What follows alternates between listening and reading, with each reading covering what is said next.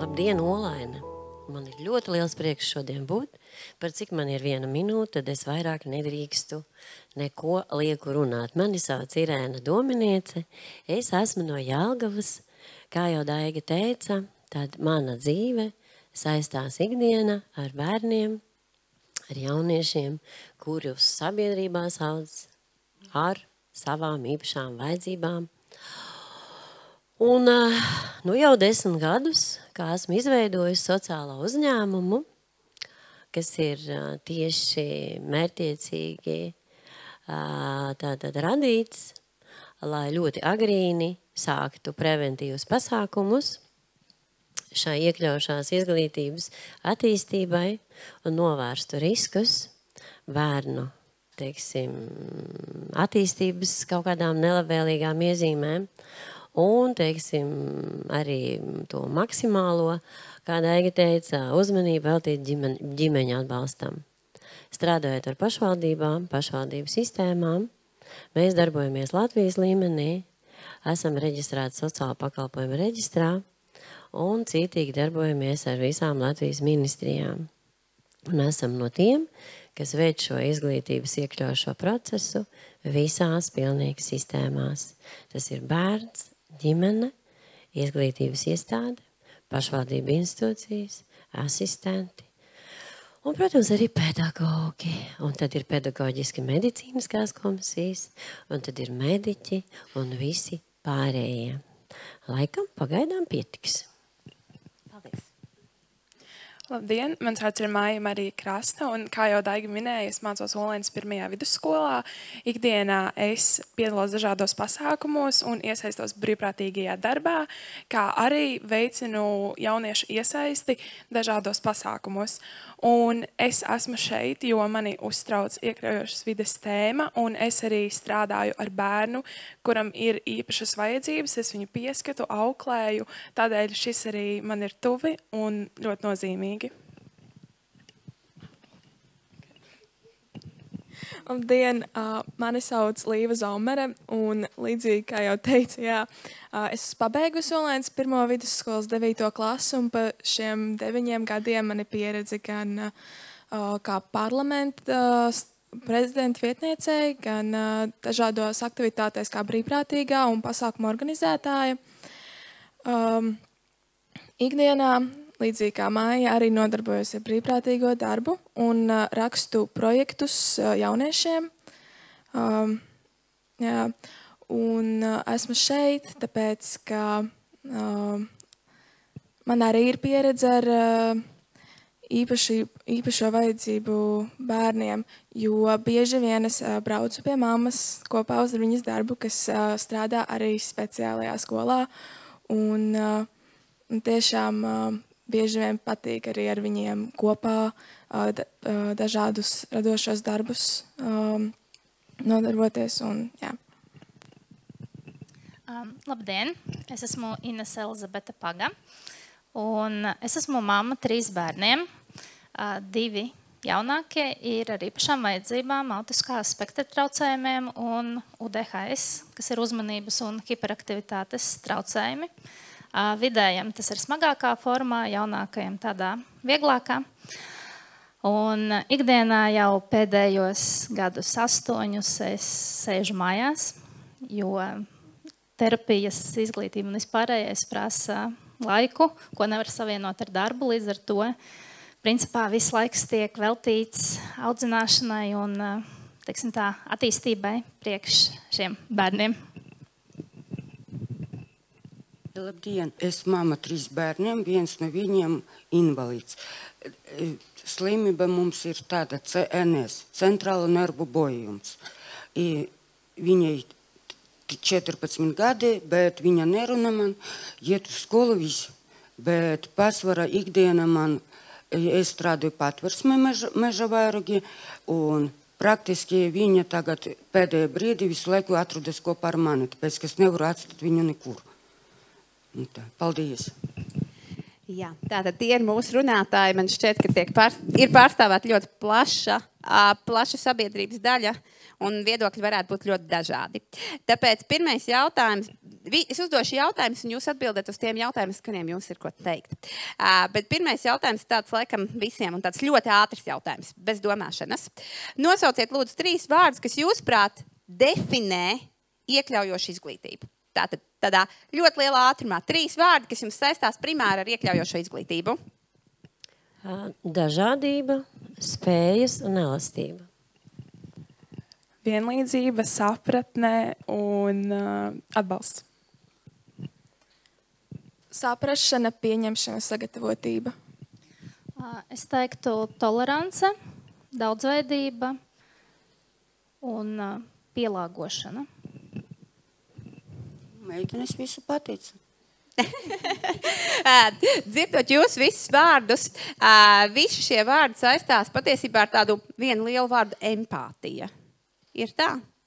Tas prasa, un tad man uzreiz tāds ļoti ātrais jautājums, empātija viegli vai grūti? Empātija, man liekas, ka tas ir viegli, ja tu esi empātisks. Viegli, ja tu esi empātisks, jā, bet vai visi ir empātiski sabiedrībā? Nē, noteikti nē. Tāpēc profesora Nīmene jau 2008. gadā ir definējusi, ka iekļaujoša izglītība ir saistīta ar dažādību. Un tieši arī jūs savos vārdos minējāt šo vārdu dažāds. Taču dažādību definē kā daudzveidīgus aspektus, kā mēs, cilvēki, cits no cita atšķiramies. Tātad šeit jau ir stāsts par to, ka ne tikai vienmēr cilvēki ar kādām slimībām uzreiz ir atšķirīgi, bet mēs varam atšķirties ļoti dažādi. Gan pēc vecuma, veselības, dzimuma, sociālās orientācijas, tautības, spējām, speciālajām vajadzībām, reliģijas, sociālajiem aspektiem un kultūras. Tātad patiesībā iekļaujoša izglītība nav tikai veselības traucējumi, bet tie ir ļoti dažādi. Tāpēc jūsuprāt, kura no jums varētu man tā īsi un ātri definēt, kas ir iekļaujoša izglītība? Jā, atkal tas ir akmentiņš manā laukā. Iekļaujošā izglītība. Iekļaujošā izglītība, tas ir vesels process, jeb sistēma, kur šo dažādo, tā gudri teikts, Dits Nīmans, teiksim, formulējumā, subjektu mēs mēģinām iekļaut kaut kādā noteiktā objektā. Šo ļoti atšķirīgo personību mēs mēģinām integrēt, teiksim, viņu tā kā iestumt, iepludināt tā, kā es redzu ikdienā, lai viņš mums netraucē šeit un tagad. Un tad mēs varam runāt arī par empātiju, kā domājam arī par viņu, lai viņš ne tikai netraucē, bet lai viņam būtu arī tādi apstākļi, ka viņš komfortabli jūtas emocionāli un arī fiziskā vidē. Un tur ir nodrošināt viņa attīstību. Tā ir iekļaušana. Jā, un tad vēl, cik man tas darbs ir no agrīnās diagnostikas līdz kamēr cilvēks dzīvo šai saulē, par to var runāt ļoti, ļoti, ļoti daudz, jo arī mans vidējais bērns, kuram ir 28 gadi, ir bērns ar īpašām vajadzībām, un tāpēc arī šis uzņēmums radās, jo strādājot pašvaldībā šajā iekļaušanas procesā, es redzēju visus mīnus, un es biju nogurusi strādāt un teiksim, vadīt un radīt un rakstīt projekts, un es izveidoju savu sociālo uzņēmumu, sociālā pediatrijas sistēmā, kur šī iekļaušana, viņa izglītība, tāda iekļaušā nozīmē, sagatavot agrīnu bērnu, lai viņš var socializēties komunikācijai, lai viņš izprot pamatlikumus, ko prasīs klasiskā vide, atbalsts vecākiem, lai vecāks var sociāli funkcionēt. Tā ir tā gudri saucamā lēnā atdalīšanās no vecāka. To es zinu pēc savas pieredzes, jo izdegšana ir garantēta entajos gados. Es esmu pati uz savas ādas to visu izjutusi un tāpēc arī veidojusi. Nākošais tā ir vide, fiziskā vide un emocionālā vide, tie ir skolotāji, pedagogi un vienaudži. Un trešais atbalsta funkcijas, ja tie ir palīgi skolotāji, ne, bet kā sauc viņus teikt asistenti un kā vēl gudri sauc, nezinu. Un, protams, arī šī pašvaldība institūcijas izprast katru iestādi atbalstīt. Tā kā jūs varat iedomāties, ko nozīmē iekļaujošā izglītība. Tā ir ļoti gara sistēma, ļoti garš process, kas ir jāizprot pa etapiem, ko mēs iekļaujam, kur mēs iekļaujam, kāpēc mēs iekļaujam. Jo mūsu iekļaušanas procesam, īpaši izglītībā, ir jābūt jēgpilnam. Jo tā mana pieredze rāda, mēs strādājam ar Latvijas pašvaldībām. Mēs strādājam ar Latvijas izglītības iestādēm. Un ticiet man, pedagoģiski medicīniskām komisijām. Un daram maksimāli, lai agrīni šo bērnu varētu sagatavot, iekļaut kaut kādā iestādē.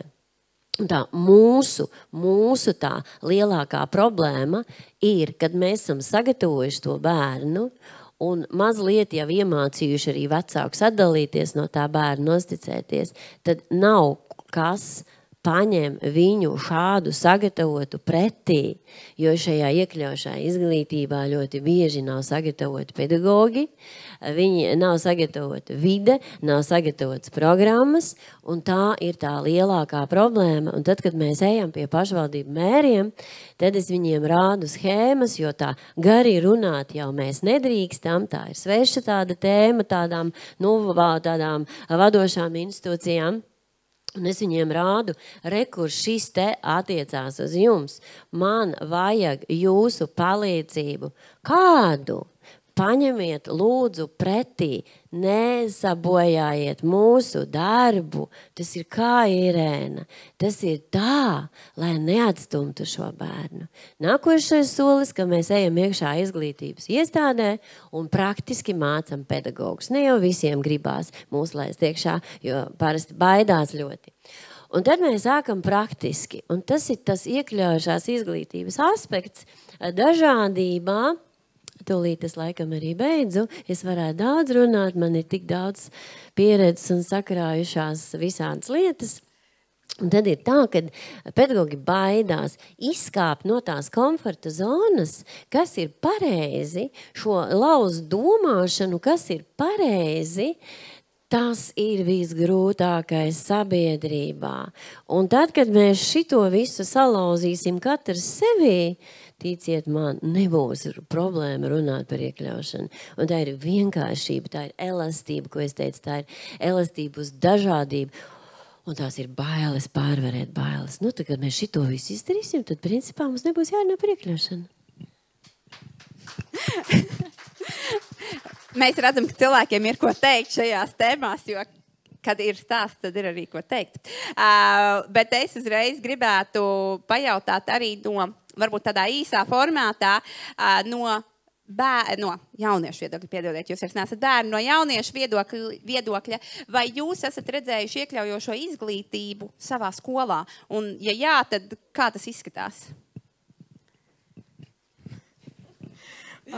Es esmu redzējusi, tas izpaudās, tur varbūt tā kā bija dažādas sākuma skolā es redzēju. Par to es gan varu pastāstīt vairāk. Mums bija pārbaudas darbi skolās un bija viens klases biedrs, kuram bija grūtības ar lasīšanu. Un skolotāja viņu ņēma pārbaudas darbu laikā un veda ārā no klases un viņam skaļi izlasīja to uzdevumus un ļoti labi visu paskaidroja, kā vajag. Un mēs kopā pabeidzām arī 9. klasi, tāpēc viss ir iespējams. Tā kā jā. Un kā tu jūties tajā mirklī, kad visi bērni jūs kā mācīs palikāt vienā klasē, bet vienu izved ārā? Jums tā kā tika izskaidrots, kāpēc tas bērns iziet ārā no klases? Kā tu atceries? Es īsti neatceros, bet man aizdoma, ka mums skaidroja, jā, paskaidroja, ka vajag tā, un viņš arī ļoti iekļāvās klases kolektīvā, tāpēc arī mēs tā kā arī zinājām, kāpēc tā ir. Tad es saprotu, ka tā ir tāda pozitīva pieredze par iekļaujušu izglītību. Ļoti labi. Varbūt un arī tādā īsā teikumā no vecāku viedokļa. Kā vecāki redz iekļaujošu izglītību, jo speciālists to redz vienā veidā, bērni to parasti redz vienā veidā, un vecākiem tas ir vēl cits trešais skatu punkts. Es teikšu, viss ir ļoti atkarīgs no paša bērna spējām. Vai viņš ir spējīgs iekļauties tajā vidē, ko viņam piedāvā, vai nav. Man personīgi ir bērns, kurš, īstenībā bērni, bet 2, kuri nevar iekļauties parastajā vidē. Un no pieredzes ir bijis, ka mēs no parastā dārziņa ar asarām, ar histērijām un visu pārējo nākam mājās. Un te ir jāsaka milzīgs paldies Zīles vadītājai, kura izcīnīja mums vietu Ābelītē, speciālajā grupiņā.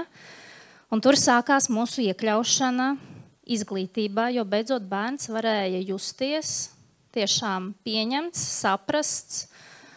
Un tagad viņš arī mācīsies speciālajā skolā, jo pēc viņa īpatnībām parastā skolā viņš mācīties nevar.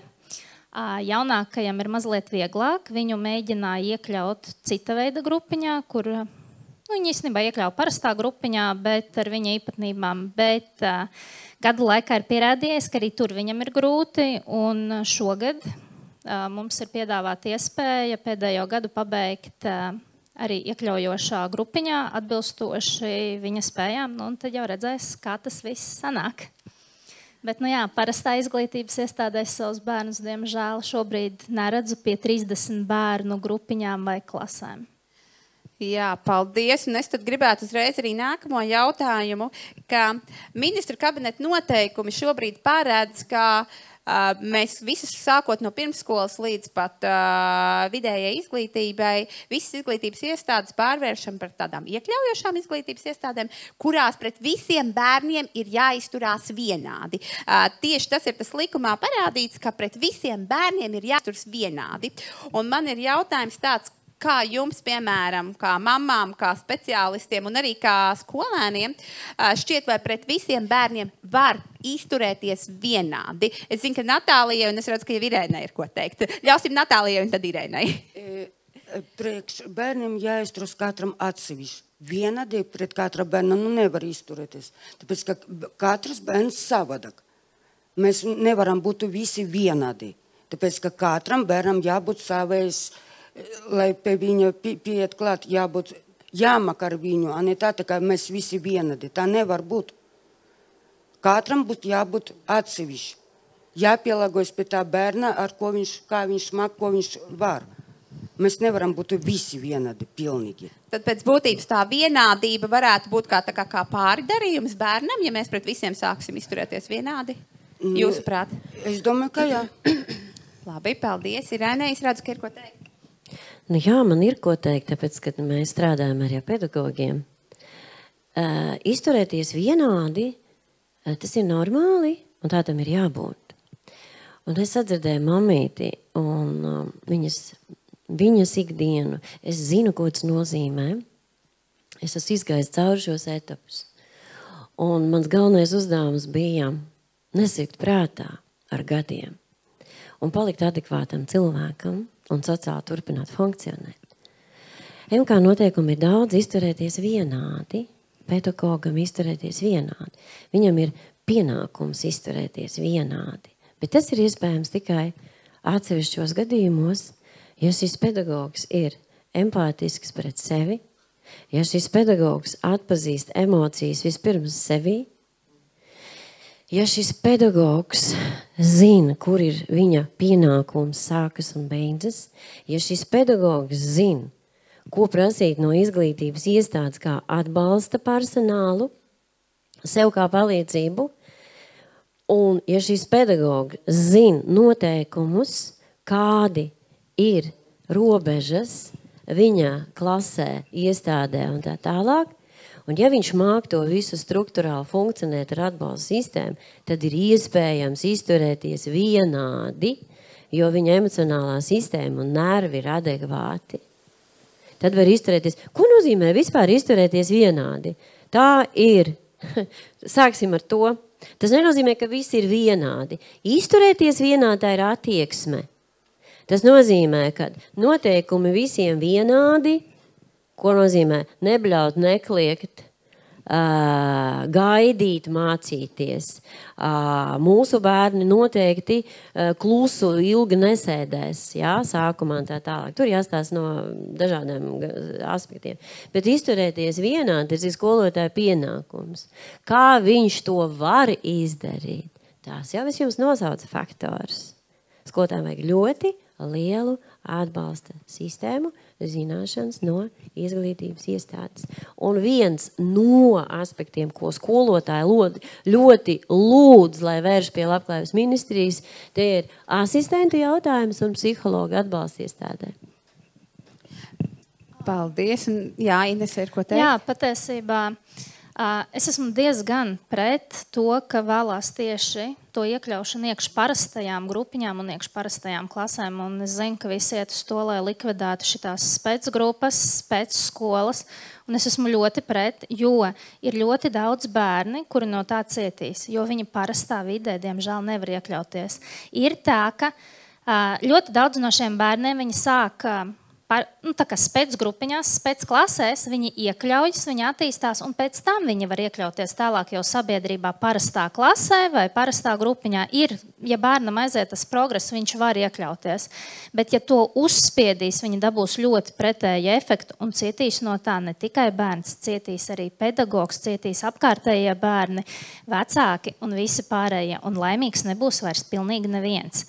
To var darīt tikai un vienīgi pie noteikuma, ja bērns ir atvērts un spējīgs iekļauties, bet to nevar nekādā gadījumā uzspiest. To var pakāpeniski darīt, iekļaujot, sākt ar grupiņām, tā kā mums ir kaut vai dārziņā tās spēcgrupiņas, skolās sākt ar atsevišķām spēcklasēm, bet noteikti ne atsevišķi un individuāli, ceļš ņemot vērā, ka ir ļoti daudz bērnu, kuriem vajadzīgi asistenti, un tā kapacitāte, cik vienā klasē var tie bērni arī mācīties vai atrasties grupiņā parastās, un tas būs stress pilnīgi visiem, un tas ir ļoti nevajadzīgi.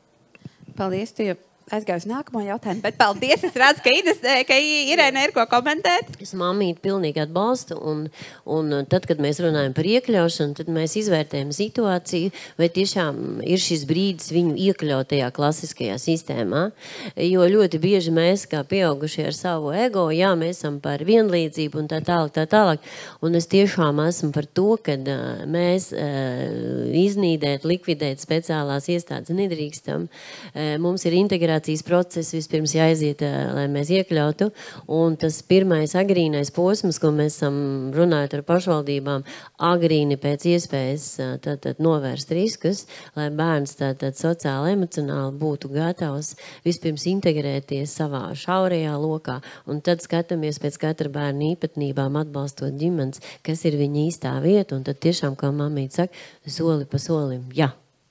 Brīnišķīgi. Mēs pie šī vēl atgriezīsimies, bet es gribu dzirdēt varbūt arī jauniešu viedokli, kā jums ir šī, jūs mācāties skolā klasē, vai jūs esat redzējuši atšķirīgu skolotāju attieksmi pret bērniem, vai jūs to saprotat, kā jums ir šīs sajūtas un kāds ir jūsu viedoklis? Vajag šo atšķirīgu uzvedību un ja bērniem vajag skaidrot, kāpēc izturās pret bērniem atšķirīgi vai vienkārši laižam tā, kā ir?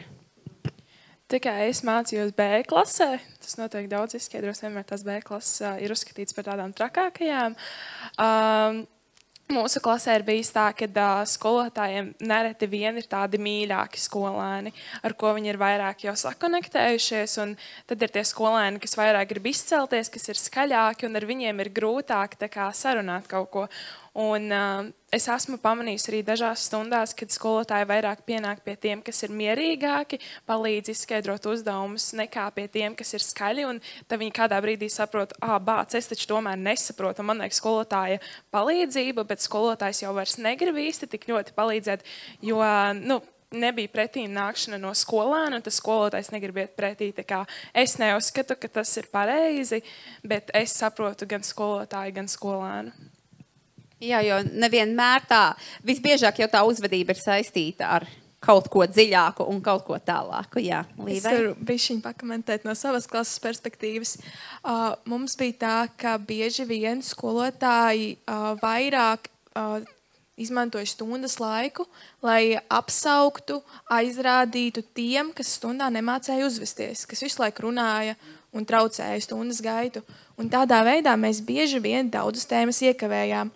Un tas ļoti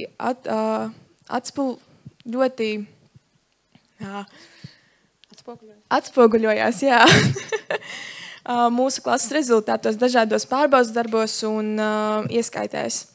Līdz ar to pat ja skolotājs pievērš visiem vienādu uzmanību, viņš tik un tā mēģinās palīdzēt kādam vairāk vai izmantot vairāk enerģiju, lai apklusinātu kādu, lai citiem būtu vieglāk mācīties. Un tas nav iespējams tā kā visiem vienādu uzmanību pievērst, jo ir arī tādi gadījumi, kad varbūt kāds bērns ir apdāvinātāks un viņam vajag varbūt bišķiņ vairāk palīdzēt un varbūt viņu bīdīt kaut kur augstāk uz olimpiādēm. Un tad arī tā kā uzmanības daudzums atšķirās no tā, ko tu pievērstu kādam citam. Jā, paldies.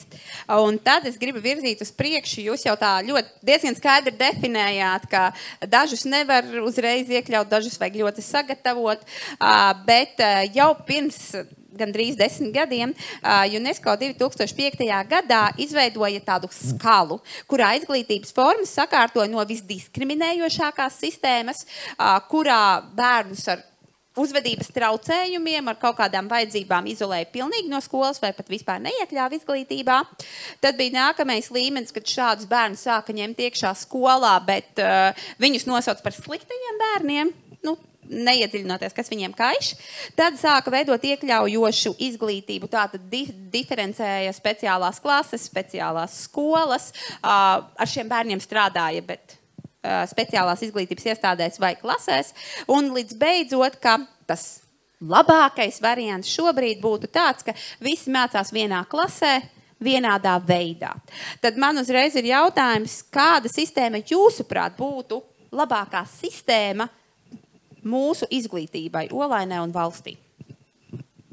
Tā kā jau es minēju, tas ir tāds miksētais variants. Tos, ko var, tos iekļauj izglītībā, un tur viss attīstās tā, kā ir un tā, kā grib to labāko variantu, bet pie noteikuma saglabājot noteiktas pēcskolas, pēcdārziņus un, vismaz es ņemot vērā to, ka arvien vairāk parādās bērni ar īpašām vajadzībām, statistiski, to arī ārsti runā, vajadzētu, es domāju, domāt par iespējām vērt vaļā klases atsevišķi, lai varētu tur iekļaut šos bērnus iekš izglītības iestādēm, es nezinu, novadu, tā kā tajos limitos vai kā, bet lai vecākiem ir iespēja, jo, piemēram, šobrīd Olainai nav tās iespējas skolās. Tā kā ir atsevišķa klase, kurā varētu, jo, tā kā es saku, bērns mans nevar iekļauties. Līdz ar to variants paliek Rīga. Tad es būtībā saprotu, ka nevis tavs uzskats ir tāds, ka nevajag nevis to vislabāk iekļaujošo variantu, bet to visi mācās vienā ēkā, bet katrs diferencējās. Tā kā pa vidu, kā saka, starp labāko un starp to diferencēto. Tas, man liekas, būtu tāds pats ideālākais variants. Vismaz šobrīd, kamēr mēs tiekam varbūt uz to labāko. Kaut gan. Kāds ir Inainai viedoklis par šo kā speciālistei? Tā. Es redzu daudzus tos aspektus katru dienu, un mēs kopā ar pedagoģisku medicīniskām komisijām domājam, kas ir labāk bērnam. Izvērtējam situāciju. Protams, lai mēs iekļautu, tad ir jābūt bērnam vairākiem faktoriem gatavam. Pirmkārt, ir jābūt viņam gatavam saprast noteikumus, kas tad ir klasiskajā sabiedrībā, kad man ir arī jāsaprot savas emocijas, jākontrolē savu uzvedību. Ja bērns ir gatavs ar atbalstu, viens zaķis nošauts. Nākošais zaķis ir jāsaprot, kad es esmu savādāks un ko no manis grib. Vai es tiešām sapratīs, vai tiešām tas bērniņš sapratīs tajā lielajā klasē, tas skolotājs tur stāv priekšā, viņš kaut ko runā, vai tiešām viņš sapratīs. Viens no variantiem ir asistents. Ja bērns ir gatavs sociāli, emocionāli, un ar viņa emocijām un uzvedību plus mīnus, viņi jau mācās īstenībā arī klasiskie, neirotipiskie bērni visu mūžu mācās uzvesties. Vai ne skolās, pareizi? Bet principā, ja viņš, viņa centrālā nervu sistēma ir pietiekoši emocionāli stabila, to izlēm tātad speciālisti, un kopā ar asistentu mēģinam. Mums ir jāsaprot tiešām šie daudzie faktori, lai neizdarītu bērnam pāriekļaujot, lai nebūtu pretējs efekts. Tā ir sociāla, emocionālā un pašapziņas joma. Un mums ir jādomā arī par pārējiem cilvēkiem, kas šajā iekļaušanas procesā piedalās. Tie ir pārējie bērni, kurus mēs saucam par neirotipiskiem bērniem, tie ir skolotāji un tā tālāk, lai visi, ne tikai šis bērns, kuru taisās iekļaut, arī pārējie bērni nezaudētu savu potenciālu. Kā te meitene teica, ka tur ir kāds ar saviem talantiem un viņš nevar attīstīt. Ja? Tad mums ir jādomā pilnīgi par visiem šiem aspektiem. Pieredze rāda, ka ir Latvijā šādi modeļi, jau ir, tā ir Mārupas skola, Daiga arī zina ļoti labi. Un arī mums Jelgavā tas notiek. Tie ir tādi izmēģinājumi modeļi, ko, teiksim, es domāju, ka mūsu valstī lēnā garā iet uz priekšu. Jūsu pašvaldībai pilnīgi noteikti es ieteiktu runāt vecākiem ar pašvaldību institūciju vadītājiem, precīzi tātad izrunājot par šiem iespējamiem modeļiem, ir jābūt statistikai, cik, kur, kā, ko mēs darām, ar to ir noteikti jāiet pie pašvaldību institūciju vadītājiem, un tālāk mēs lēmjam, tā ir mana personīgā pieredze. Un tad, principā, sasteigt es neko neieteiktu. Iekļaut tādā, nevajag otrā galībā aiziet īstenībā. Īstenībā mēs jau paši, cik gatavi esam vecāki iekļaut. Es, teiksim, savu jaunieti ar centrālās nervu sistēmas traucējumiem, kuriem ir mentālās veselības traucējumi smagā formā, iekļaut parastajā, tagad kaut kādā klasiskajā skolā, man prātā neienāca. Jā? Es viņu iekļauju pats sabiedrībā, nejūt pasākumiem, tagad viņš ir dienas centrā. Tā kā jūs saprotiet, šeit ir jāizsver, ko nozīmē iekļaušana. Es domāju, pirms iekļaušanas mums ir integrēšana vispirms. Jā, tad būtībā es saprotu, ka tas ir, kad mēs atstājam arī speciālās klases un speciālie dārziņi, un tas ir tas, bez kā mēs, diemžēl, nevaram. Mēs nevaram izdarīt pāri. Es negribu, ka manu bērnu iemet klasiskajā vidē, kur viņam ir jāsēž tikpat stundas, viņš nav gatavs minūtes. Kur viņam jāklausās viela, kas viņam pilnīgi nesaprotama. Un viņam pacietīgi ir jāsēž līdz pusdienai, vienkārši nesaprotot vielu ar asistentu. Viņš var iziet ārā, jā. Bet es skatos, kā viņš jūtas, ka viņš ir ar savējiem. Jā, mēs izvērtējam, kuros brīžos stundās mēs tiešām varam aiziet uz to sportiņu, uz to mūziku, ja tam bērniņam tās skaņas netraucē. Ja viņu tas sports neuzvelk. Jā, mēs ejam iekļaut viņu sportā, jo haidī, viņš dūlāks paliek. Jā, bet tā ir realitāte, to, ko mēs sastapjam. Tāpēc esam uzmanīgi ar to iekļaušanu. Mums ir jāsaprot vispirms nevis mūsu ego, kad mēs gribam glābt pasauli un iekļaut, bet mums ir jāsaprot, kas tam cilvēkam ir vajadzīgs. Tad pēc būtības varētu pateikt, ka reizēm iekļaušana ir arī vardarbība pret bērnu. Jā. Lūk, un ir Līvai vēl ko teikt, ja? Viņš papildināšu to, ka ar to iekļaušanu arī ir tā, ir vecāki, kas nemaz nepieņem, ka tam bērnam varētu būt, ka ir kaut kas, un viņi viņu tik un tā sūt uz parastajām skolām, parastajām klasēm, un tad tas bērns arī cieš, un tad skolotājs arī nesaprot, kā vecāks neko nepateica, un klasē ir tā, kā ir, tur arī ir jāskatās. Var saprast, ka tev māma strādā iekļaujošajā skolā. Man arī mazliet. Jā, labi. Es arī gribu piebilst par to, ka, ja mēs esam mācījušies parastajā skolā visus, pieņemsim, pēkšņi vidusskolā atnāks kāds, mēs esam pieraduši pie savas sabiedrības, ka mums nav neviens ar īpašām vajadzībām, un ja pēkšņi tagad atnāktu kāds ar īpašām vajadzībām, tad tur pastāv risks, ka būs mobbings. Mēs neesam apraduši ar tādiem cilvēkiem, un jau tā ir mobbings skolā, jau tā par to runā, un tad būtu vēl vairāk nepieciešamas šādas nodarbības, arī runājot par cilvēkiem ar īpašām vajadzībām. Tā kā tas varētu būt vēl tāds nopietns faktors, kāpēc tas nebūtu labi, jo mobbings nebūtu vēl patīkams, ja tevi tā jau pārmet uz parasto skolu, un tad tu vēl dabūni mobbingu. Es ļoti piekrītu Marijai arī par to, ka Maijai par to, ka būtībā, ja mēs iekļaujam, tad mēs iekļaujam no bērnības, nevis iemetam pa vidu kaut kur, kaut kādā izglītības posmā.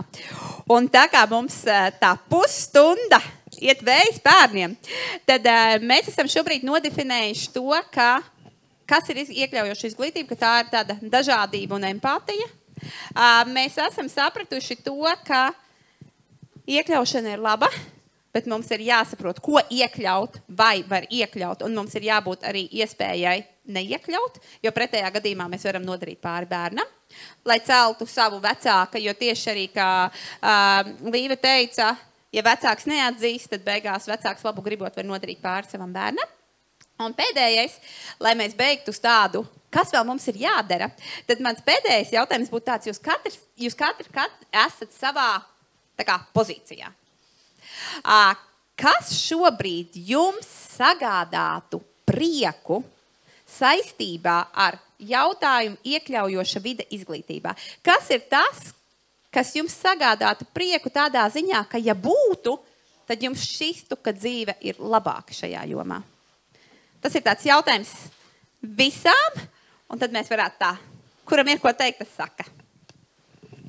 Man sagādātu prieku, ja būtu tāpat kā ir ēna dienas, ka tu varēsi pamēģināt profesiju, tad man sagādātu prieku, ja būtu iespēja tiem bērniem, jauniešiem, skolēniem, kas ir gatavi aiziet gan uz spēcskolām, gan ar īpašām vajadzībām varētu atnākt uz parastajām skolām un saprast, kā notiek tur, un tad varētu tā kā būt pieredzes apmaiņa, un arī vecāki varētu saprast, vai viņi var savu bērnu laist parastajā skolā, parastajā bērndārzā, vai tomēr nē. Man šeit ļoti lieliski ideja par tādu apmaiņas programmu. Viņu pēc tam varbūt varēs pakomentēt, bet man šeit lieliski ideja. Es biju šīm papildināšu to ideju. Vēl būtu forši, ja, piemēram, ir skolā, kur ir gan spēcklases, gan parastās klases, ir vienkārši pasākumi, kas notiek kopā, kur parasto klašu bērniem vienkārši iepazīstina, ka ir arī tādi cilvēki, un mēs visi esam vienādi.